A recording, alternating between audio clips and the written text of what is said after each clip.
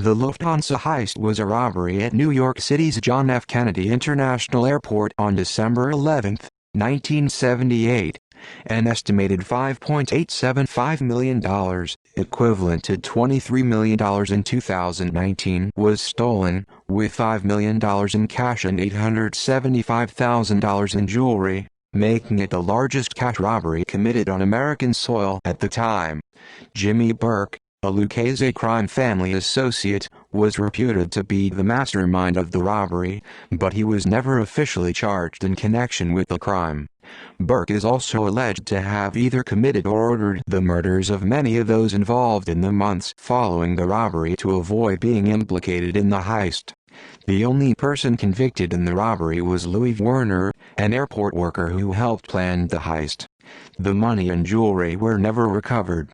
In popular culture, it is the main subject of two well-known television films, The $10 Million Getaway, 1991, and The Big Heist, 2001, and is a key plot element in the film Goodfellas, 1990. The heist's magnitude made it one of the longest investigated crimes in the United States.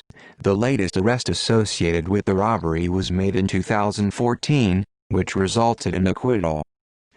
Planning the heist was planned by Jimmy Burke, an associate of the Lucchese crime family, and carried out by several associates.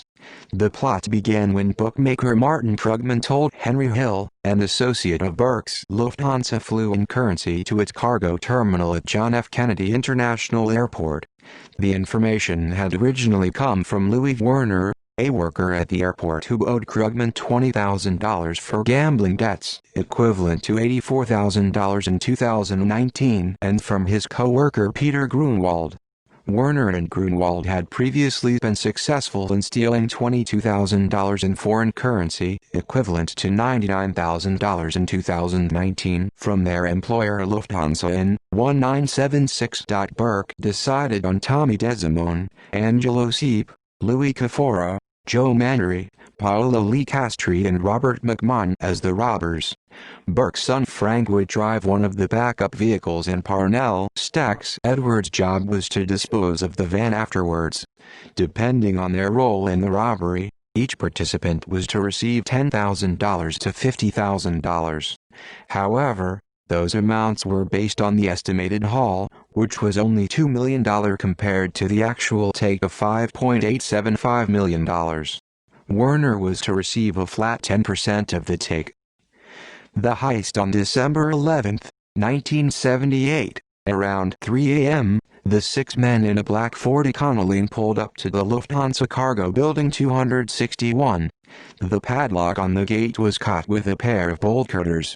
Some of the crew climbed up the stairs of the East Tower and entered wearing ski masks and gloves. A late-model Buick positioned itself in the terminal parking lot with its lights off. Inside the terminal, John Murray, a senior cargo agent, was the first employee to be taken hostage. He was walked into the lunchroom where 5 other Lufthansa employees were on their meal break since 3 a.m., and ordered to lie flat on the floor with their eyes closed. Murray was asked who else was in the warehouse. He said that Rudy Eric, the night shift cargo traffic manager, and Kerry Whalen, a cargo transfer agent, were there. Murray was forced to lure Eric to come upstairs. He joined the rest of the captured employees. Outside the terminal, Whalen noticed 2 unmasked men sitting in a black van parked at the Lufthansa Cargo Building 261 ramp as he drove past. Whalen parked and walked toward the van. One of the men told him to get in the van. Whalen screamed for help as he ran, but was pistol-whipped and thrown into the van. He was brought to join the other hostages in the lunchroom. Inside the warehouse, employee Ralph Redman heard a noise by the loading ramp and went to investigate. He was captured and brought with Whalen to the lunchroom to join the others. Some of the robbers took Eric at gunpoint to the double-door vault. They removed 72 15-pound cartons of untraceable money from the vault and placed it in the van. At 4:21 a.m., the van pulled to the front of the building and the crashed car pulled in behind. 2 gunmen climbed in the van as the others got into the Buick. The employees were told not to call the Port Authority police until 4:30 a.m., when the first call to police was recorded. The robbers drove to meet Burke at an auto repair shop in Canarsie, Brooklyn. The boxes of money were removed from the van and placed in the trunks of the two automobiles. Burke and his son drove off in one car. Four others, Manry, McMahon, Desmond and Seep, drove away in the second car. Aftermath. Investigation. Parnell Stacks Edwards had failed to get rid of the van that had been used in the heist. Edwards was supposed to have driven the vehicle to New Jersey, where it, along with any potential evidence inside, was to be destroyed in a junkyard belonging to John Gotti. Instead, Edwards parked the van in front of a fire hydrant at his girlfriend's apartment, where police discovered it 2 days after the heist. Paul Vario subsequently ordered Desmond to kill Edwards. Once he found out where Edwards was hiding, Desmond and Angelo Seep visited Edwards and shot him 5 times in the head. From the van, fingerprints were lifted of several perpetrators of the robbery. The FBI identified the Burke crew as the likely perpetrators within 3 days of the robbery, largely due to the discovery of the van, coupled with Edwards' pre-established connections with the Burke gang at Robert's Lounge. They set up heavy surveillance, following the gang in helicopters and bugging their vehicles, the phones at Robert's Lounge, and even the payphones nearest to the bar.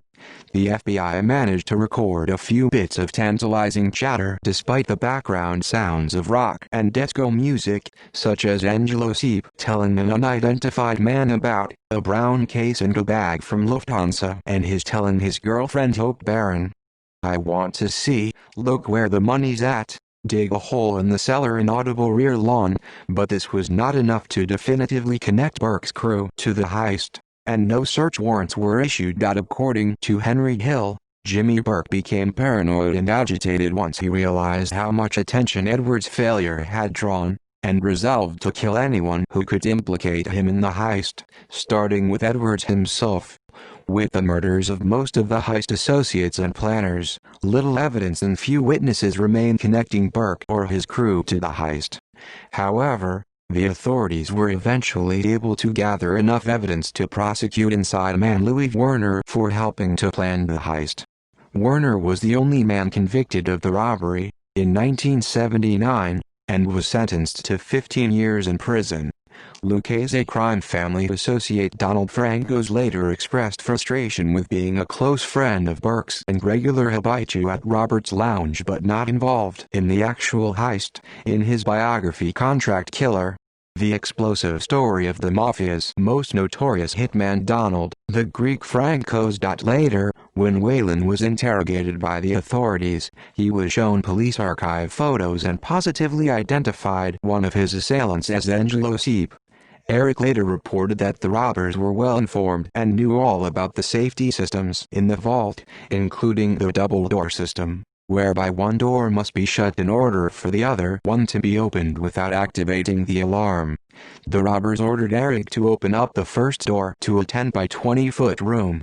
They knew that if he opened the second door, he would activate an alarm to the Port Authority police unit at the airport. Vincent Asaro, a high-ranking member of the Bonanno crime family, was arrested on January 23, 2014, in conjunction with an indictment charging him with involvement in the Lufthansa heist.